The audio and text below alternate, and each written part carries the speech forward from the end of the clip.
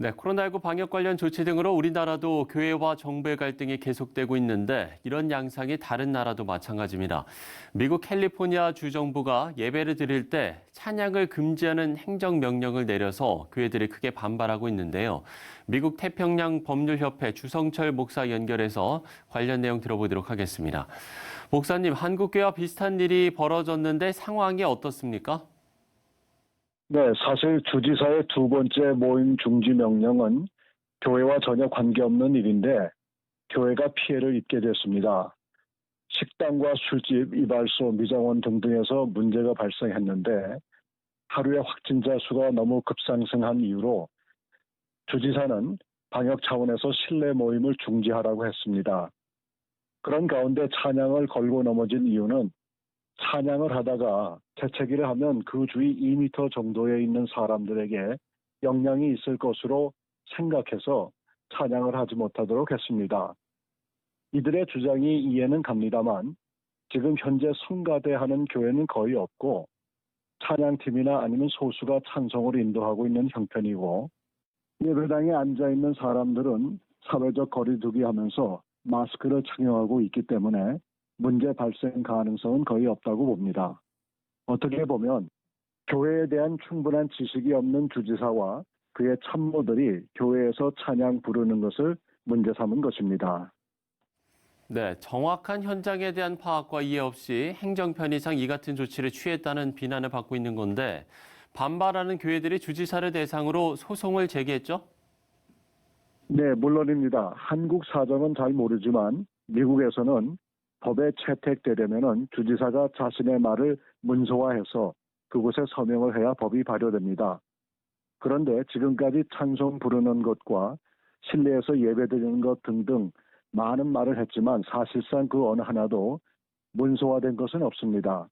그래서 지역교회에서는 방역에 관한 모든 행동 가이드라인을 준수하면서 예배를 드리고 찬양도 하고 있습니다. 그런데 주정부에서 찬양 부르는 것을 막는 것은 아무런 기초적인 자료도 없이 무조건 찬양하는 것을 막았기 때문에 주지사 상대로 10여 건의 소송이 들어가 있는 상태입니다.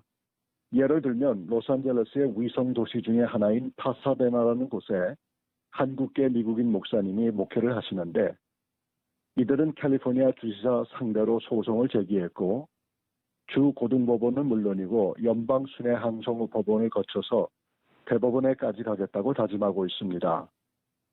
이에 대해서 캘리포니아 주지사는 아무런 공식적인 입장을 내놓지 못하고 있습니다. 아마도 얼마 안 가서 자신의 한 말을 철회할 것으로 예상하고 있습니다. 네, 세계 곳곳에서 이런 일들이 계속해서 발생할 텐데 무엇보다 교회가 방역 준수의 모범인 것을 알리는 지혜로운 대처도 필요할 것 같습니다. 이 부분은 어떻게 보시는지요? 네, 교회들은 아주 철저하게 방역 수칙을 지키고 있습니다. 먼저도 언급했지만 지금 가장 안전한 것이 바로 교회입니다. 우리가 법을 어기자는 것은 아닌데 아직도 법으로 채택되지 않은 상태에서 미리 겁에 질려 교회 문을 닫고 온라인 예배를 드리는 교회가 많이 일어나고 있습니다.